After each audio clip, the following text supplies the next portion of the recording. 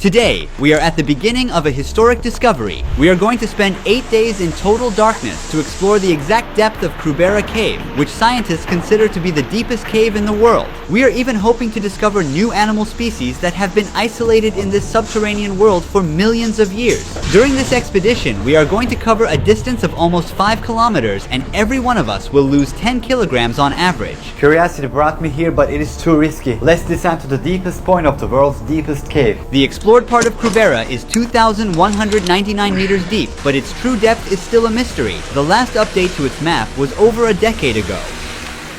Now I'm going to secure myself. I'm going to put this Jumar here to be secured again. I'm going to tie this new station's rope to my stop descender to descend further.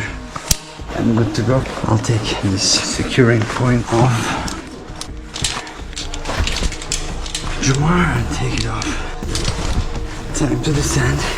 At the cave's deepest accessible point, there lies a dangerous siphon never passed until now. Yet our goal with the Russian speleologist team is to push further. I even signed a contract accepting that this expedition could literally cost me my life. For over 20 years, Crimean Federal University lecturer Gennady Samokhin has worked on this cave. The hardest part is always the entrance part. I've been training for over a year to join this expedition and document it. During these shoots, I'll come face to face with life-threatening situations on 4 separate occasions. Time to connect to this station. I'm going to secure myself first. Now I am connected to 2 securing points. Any mistake can be fatal. That's why we use 3 securing points. Deep, slippery wells, tight squeezes, siphons where there is no air, and freezing temperatures. That's what we're about to face. It's time to take this off and then this off. Now we are gonna descend. Hello, Krubera. Pitch darkness. Free!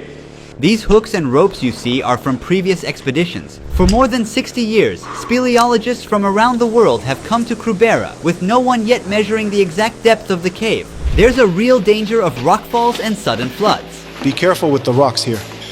Even the most experts have lost their lives here for these reasons. Okay. With the help of NVIDIA Studio and GeForce RTX GPUs, we've brought the first ever detailed 3D map of Krubera Cave to life. More on them later, but on this map you can see 5 main camps at different depths of the cave where we'll sleep. The camps are set up in a way that they are only 8-hour moving distance far from each other. We move 8 hours a day, then rest. Just because we're descending one after the other doesn't mean it's only us. We're actually a team of 2 groups, 11 people in total. And right at the beginning, I started to tangle myself. Because of confusion, I forgot to put my stop descender on and carelessly unlocked my most vital securing point. Now I'm relying on the Jumar, the weakest securing point. It works fine as long as I stay upright, but if I squat a bit too much, it fails. I forgot one thing. Right. I need to adapt quickly if I want to make it out alive. I'm gonna put my securing point because I forgot to put my sander. Alright. When you're on the rope, it's just you and the rope. You're all alone. Nobody can see the mistakes you could make and really help you.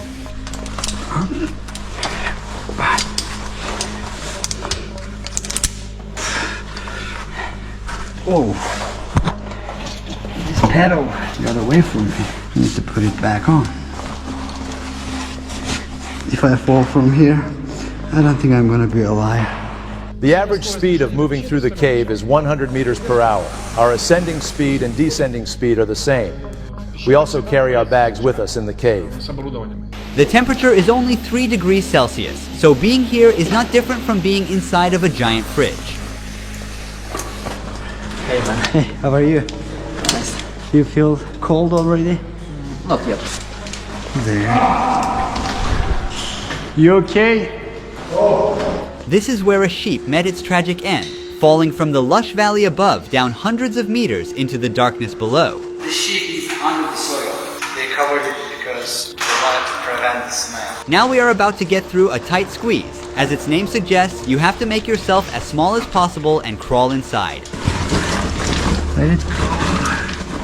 I'll go after it.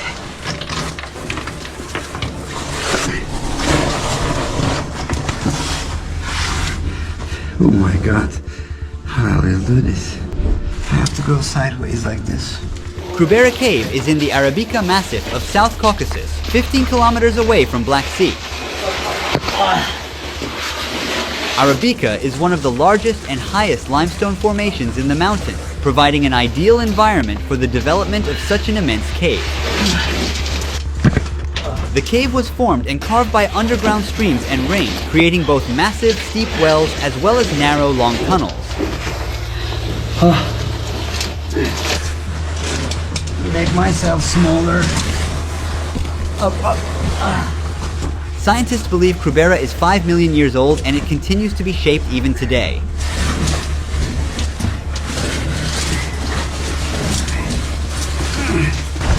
These squeezes are very hard.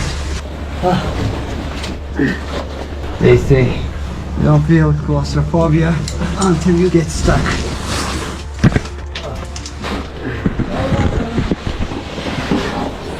Just because you are a nature person, don't come here to a place like this, especially to Krubera Cave, where Earth welcomes you with its narrow meanders. Do you see the marks on the side walls? At this point in the cave, the passage was so narrow that they had to use tools to break the rocks and widen it. When we pass through narrow passages, small particles fill the air and make it hard to breathe as they get into our mouths. Also, our legs get cramps quickly from working the same muscle group.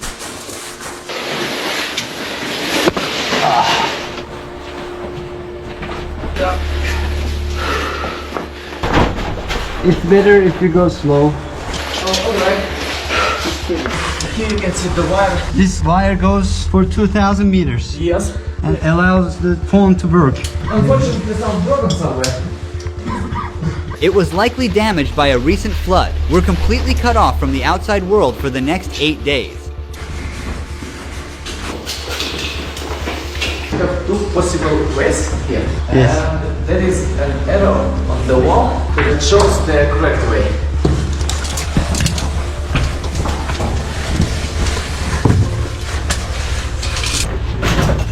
That's the way to go.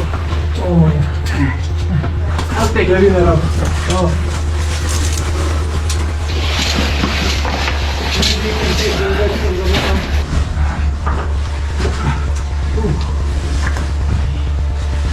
Very narrow, man.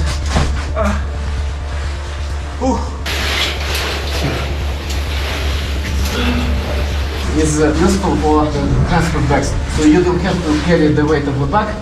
Rope carries it for you, and you move it like this. Yeah. And also use your long stroke to set for safety. Falling through these rocks could injure us. Okay. We have to be connected to the rope as well. You don't want to be. I want to cut to like so. You don't want to be here. I want to cut to like so. I was almost gonna fall. This thing saved me. It's so wet. It's slippery. It's like a zip line. I just assumed that it's not dangerous. All right.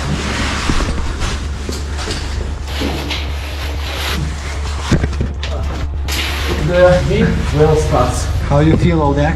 I took the pill, so it's easy now. What type of a pill? A painkiller. It has been a long way. We're about to arrive at the first camp. If you see, this is the big well, 105 meters.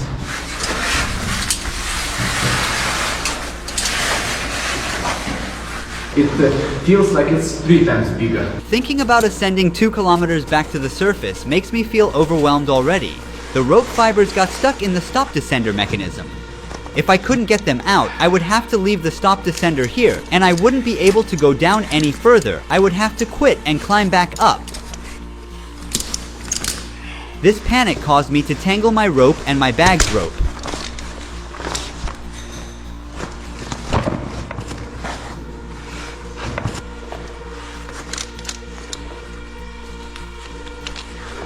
Free. We did about 70% of this well. Which is like how many meters? 80 meters, I guess. This place is really scary now. My headlamp does not even lighten up beyond my shoes. All I can see is endless pitch darkness, which makes me a bit uneasy. At least it helps me stay focused on what's right in front of me. It's all about having a little faith. Yeah, I can do this.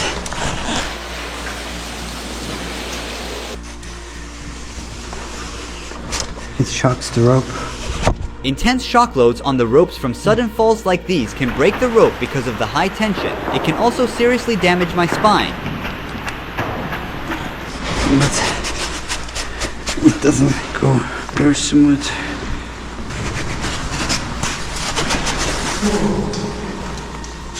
So, welcome to the bottom of the well.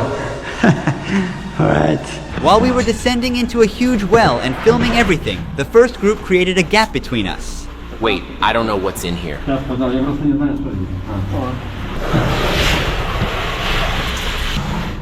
I don't fit here. I'm too large.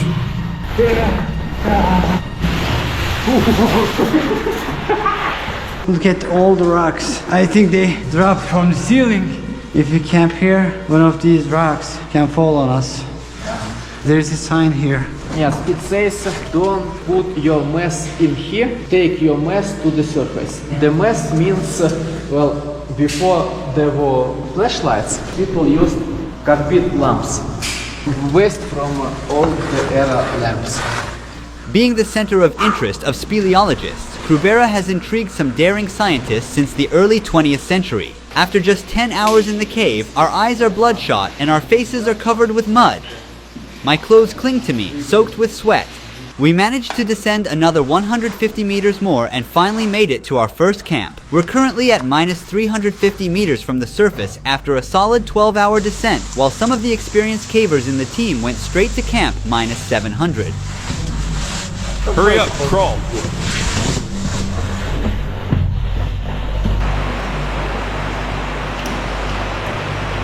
Where could I put this? Hang it over there. Got it. Like drying them off in the sun, huh? Yeah. Gennady is very optimistic about the possibility of discovering a new animal species at the bottom of the cave. I can't stop wondering what we will discover. My boot's on fire. Is that your boot? Take this one. We should put the kettle on. Let's warm up the tent first. Then dry our socks. Now, everyone is busy drying out their damp clothes and repairing their gear. We're gonna eat some snacks. It's really cold, especially when we sit down. We can feel more cold from the ground. Change our clothes and we will drink this soup, eat some pasta, then sleep, hopefully not get frozen. Кавказская кухня. The most important things are food and fuel for heating, of course. Speleologists spend the maximum amount of calories, up to 8,000 kilocalories a day. It's impossible to fulfill the calories. That's why I say nutrition is very important. Everything I wore has gotten wet and I need it dry by the morning. We have sleeping bags that keep us warm down to minus 10 degrees Celsius. Good morning, everybody. I just woke up and I'm freezing. I completely lost my sense of time. After a sunless morning in Krubera, we shake off our weariness. He's sipping the fresh water that the cave offers.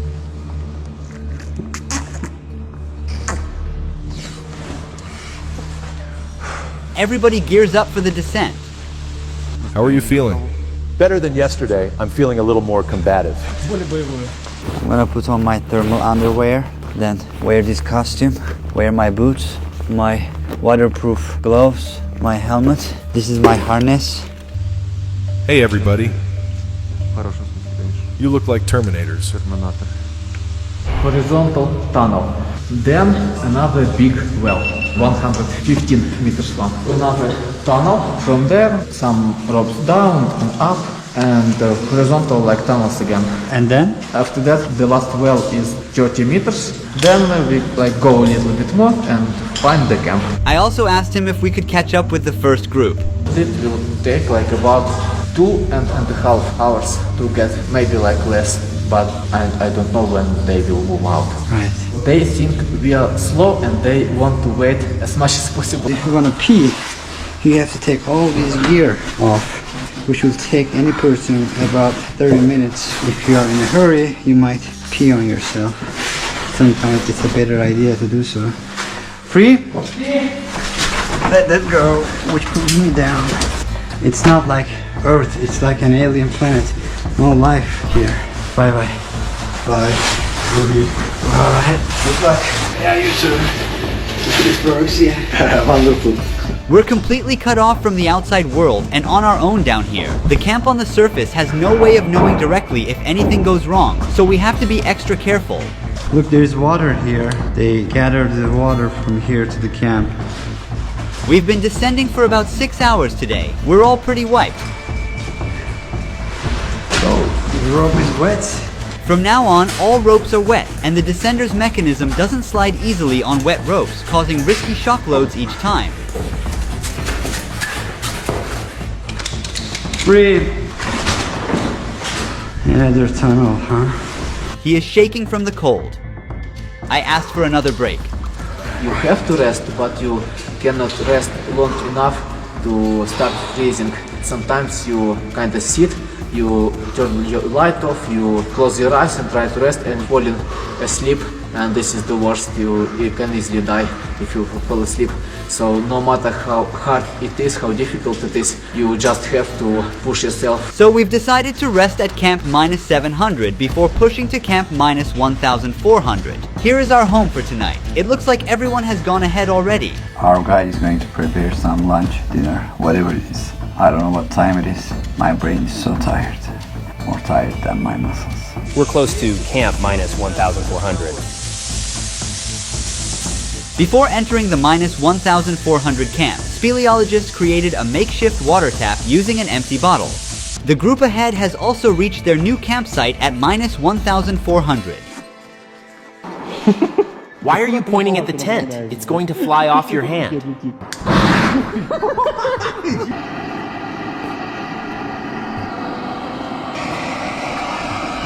Hello, dear friends. We hope everybody is alive and well. We hope you haven't lost your team spirit. We believe that you will succeed and you will be able to find something beautiful for this underground world. We look forward to seeing you soon.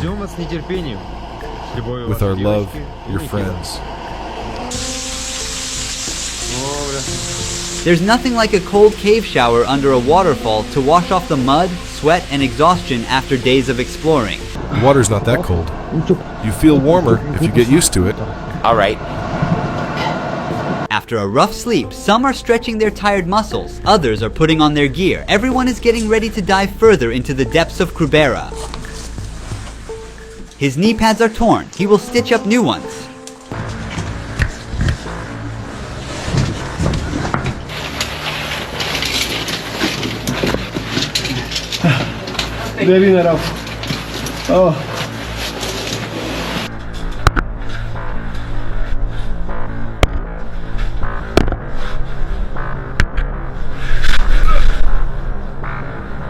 Everybody, let's keep going. This is the right way.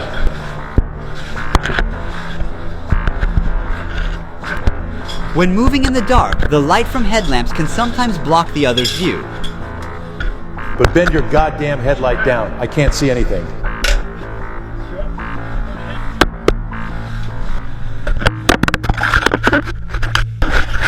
That's enough. I hate this camera. While I was waiting to descend, my headlamp battery ran out. Oh, my battery is finished. There's no light. Luckily, I had spare batteries in my pocket. At the very bottom of the cave, we did a topographic survey and we recorded everything with the camera. As we go deeper into Krubera, I wonder how the animals have evolved here in the darkness. So far, I haven't crossed with any creature. But it makes me think where there's water, there's a chance for life to exist. Cave is so wet now. In cave, your biological clock is always off. Without clock, automatically switch to 40 hours day. 40-hour daytime. Yes, so they like awake for 20 something and sleeping for 16 like something. We've reached the halfway point of Krubera Cave, but we still need to descend another 200 meters to get to the next camp. The cold, tiredness, and being always under artificial light are starting to affect my performance and leading me to make fatal mistakes. At this point, when I was 50 meters above the rocky ground, I accidentally unlocked my last securing point and realized I had to hang solely by the strength of my muscles.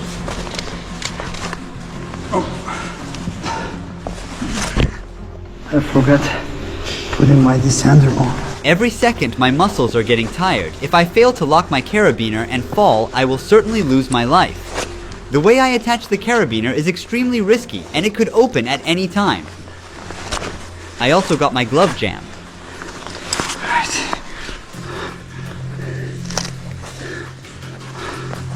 It's not looking good.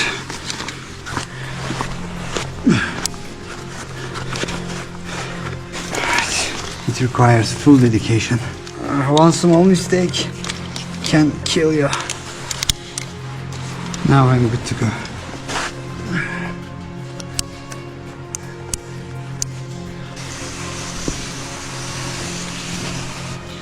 Gotcha. This is the rope I want to be on. Just a couple of minutes later, I almost unlocked my last securing point for the second time. I opened the carabiner. Fortunately, I realized my mistake. That's not good. Another mistake. I need to put my descender first. My eyes feel heavy in constant darkness, and my brain feels like it's collapsing under the weight of fatigue. Hey guys, it's really tough. It's not easy as it looks. There are underwater currents that block the way. Siphons are basically passages that are flooded with underground rivers. Well, everybody, let's go and take a dip. There are dozens of them along our path, and a single wrong move could leave us trapped, out of breath, and facing the terrifying risk of drowning. To help you better understand the challenging conditions in Krubera, we created 3D models of siphon explorations and the map. Blender, as with most 3D softwares, is powered by NVIDIA Studio and GeForce RTX, so we work directly in full detail within the viewport, seeing results instantly without waiting for long renders. On the map, you can see where the siphons begin and end. These water-filled, deep passages are scattered throughout the cave, and we're now starting with a moderately big one. Creating these animations took us 2 weeks, but the advanced technology we used significantly sped up our workflow and helped us to save hours. This caver, as you can see, has attached rocks to himself to prevent floating upwards and striking his body on the ceiling. He could also be swept away by the water flow and get lost in one of the upward leading passages and lose his life. Some of the siphons, like this one, have no air pockets, which means these passages are completely filled with water. Passing through them can take several minutes depending on their length and difficulty. If you can't follow the rope in the siphons and miss it, you can enter the wrong tunnel and you can drown. If your clothes get caught on a sharp stone and you can't get it out in a panic, you can drown. Even if you do everything right, you can still drown if you can't hold your breath long enough.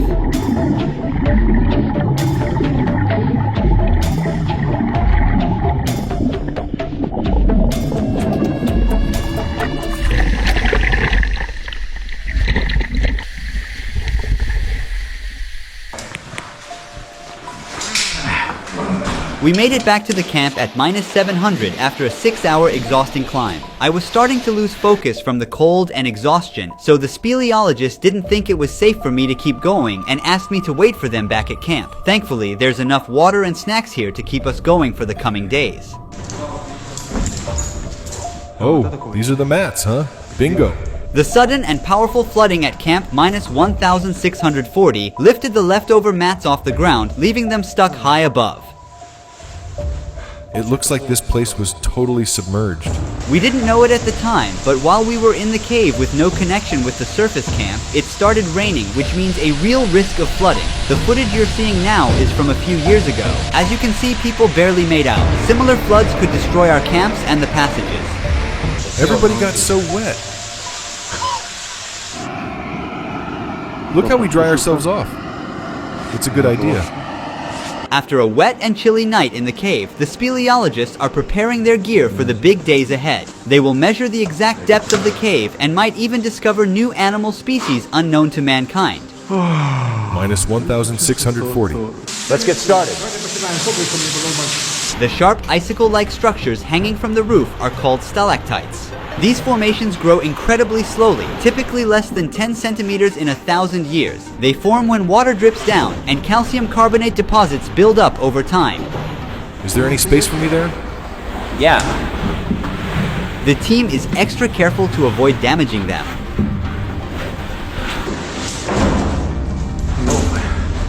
This looks so dangerous. They also became both physically and mentally exhausted.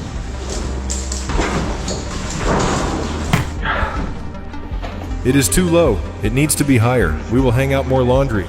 Finally, they made it to camp minus 1,960, which is the last and the most uncomfortable camp due to its limited space. Is it okay if I pee on you? The team was unable to even stand up properly the entire time they were in this small gallery. The camp is minus 1,960 meters down. It's one of the deepest camps in the world. Some of us are soaked entirely, and we all have bruised eyes. Some went down to minus 2,080 already. The camp, of course, is not very comfortable here. The flood constantly washes away all the mats. As for the two captains' siphon, it starts about 200 meters down from here. After days of relentless effort, the team has finally reached the deepest point in Krubera that humankind has ever explored. Gennady and his teammate are now working to precisely map Krubera's depths. Measuring the deep underground is much more challenging than measuring the surface, as GPS signals are useless. A laser rangefinder is used, which is capable of calculating indirect heights and distances between 2 points. He is proceeding to the outermost edge for the exact calculation.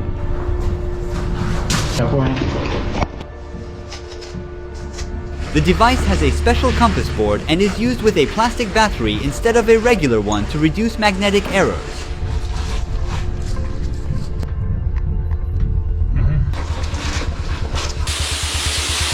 Not on our left, not on our right. Where to go? There is no other way. What? There is no other way. I understand. He has to get wet for this calculation.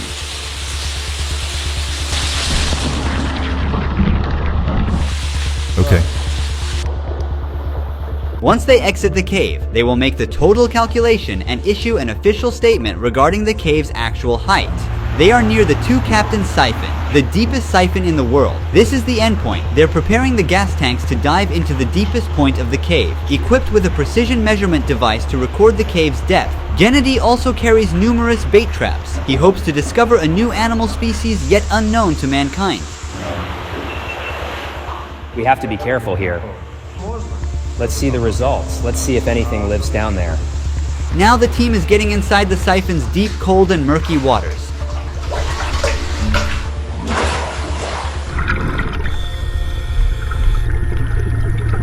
They have already marked some parts of the two captains' siphon during their previous expeditions, but they have had difficulty discovering it entirely. There are sections that have remained a mystery, but now their secrets are about to be unveiled.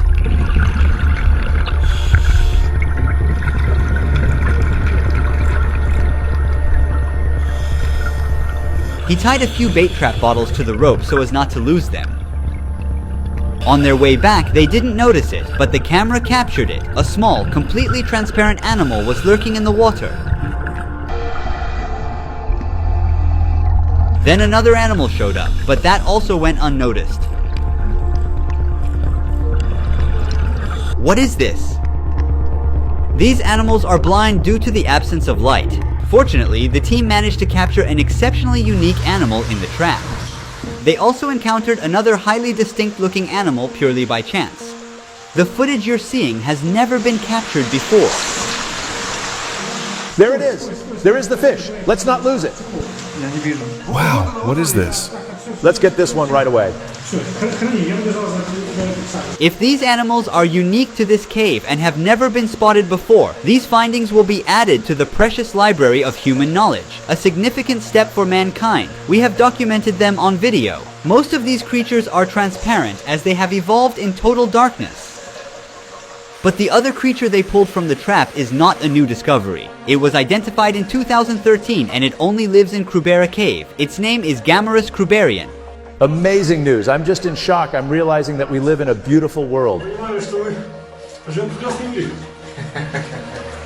Depth measurements of the two captains' siphon, and consequently the cave, have also been collected. Could this discovery confirm Krubera as the Earth's deepest known cave and lead to its inclusion in geography textbooks? Now it's time to ascend to uncover the truth about Krubera Cave. Oh my god. How long do you think we will wait then? I think like 1 hour maximum. We had already put our caving suits back on at the time they had predicted they would arrive and patiently waited for them. Yeah, I hear them.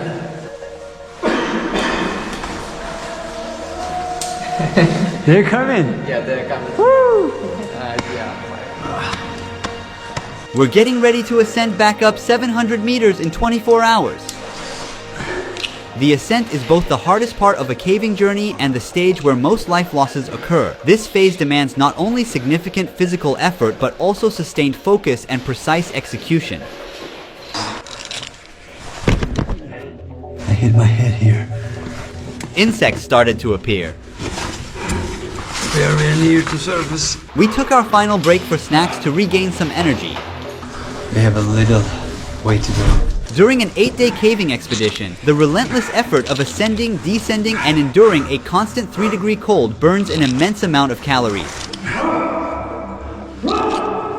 Most of us lost around 10 kilograms over the course of this journey. It's a significant sacrifice we make in the pursuit of new discoveries. I think this is probably the longest time I've ever been in the cave. Once everyone exits the cave, Gennady Smokin, the leader of the expedition, will evaluate the success of the 8-day mission. He has a very important announcement to share with the world. The daylight, the breeze, the fresh air, the rain, and the scent of plants restore my sense of humanity. Finally, I see the daylight. I feel profound gratitude for being alive. Save water. Now, we are about to discover the most important aspect of this documentary.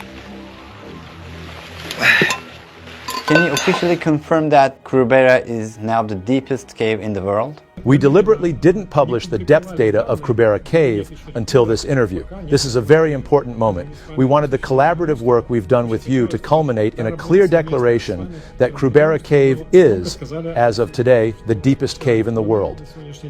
The computer calculated the margin of error for us, which was around 0.1%. Today, we can confidently state that with our methodology, the depth of Krubera Cave is 2,224 meters, including the siphon and the upper entrance, which is 3 meters higher than the Arabica Massif. This means the margin of error is approximately 10 meters. This year, we also collected samples of crustaceans and sent them for analysis. You also discovered some creatures during the exploration. Could you share more information about them? Have you completed their taxonomic classification, or is the research still ongoing? We discovered some really interesting findings this time. What is really important is that these data that we have collected are unique. This is because almost no one has ever worked at such depths. But their exact species identification is not yet determined. You might remember that at the end of one of our previous videos, I asked for your support for the Krubera project. Thanks to your donations, the exploration of Krubera Cave became possible, allowing us to film these discoveries and share them with the world. More than 188 people took part in the making of this project. Unlike other so-called documentaries on the internet which often explain already known facts, we documented something entirely new. This project stands as a true documentary in every sense. In the future, we are planning to visit Tristan da Cunha, the most remote settlement in the world. To get there, we will travel 7 days on a cargo ship from South Africa, spend 2 weeks on the island, and return back in 7 days. The nearest settlement there is St. Helena, which is approximately 2,430 kilometers to the north. But everything related to this project is costly. Only your super thanks support could make this rare documentary come to life. I also want to thank NVIDIA for supporting us creating these animations and maps of the Krubera Cave. With the power of GeForce RTX GPUs, we were able to efficiently handle over 30 hours of raw footage with unmatched efficiency and share this Kurhan documentary with you. AI-powered video editing with NVIDIA's GPUs saves us a lot of time on big projects like this by handling repetitive and time-consuming tasks for us. As a production team using Blender for 3D modeling and Adobe Premiere for video editing, RTX GPUs speed up tasks like denoising renders and make 3D rendering incredibly smooth. Meanwhile, the ray tracing cores delivered photorealistic lighting and shadows, bringing our 3D scenes to life. On the video editing side, RTX GPUs enabled us to improve audio clarity with AI-driven noise reduction, achieve precise color matching for a consistent look, and dramatically reduce rendering times. GeForce RTX GPUs accelerate over 100 of the world's most popular creative applications, including Adobe Creative Cloud, Blender, Autodesk Maya, Unity, Unreal Engine, and OBS, empowering creators to move from concept to completion faster than ever before. Thanks to NVIDIA for supporting this documentary. Thanks to you for supporting the channel. Ruhi Çenet was here.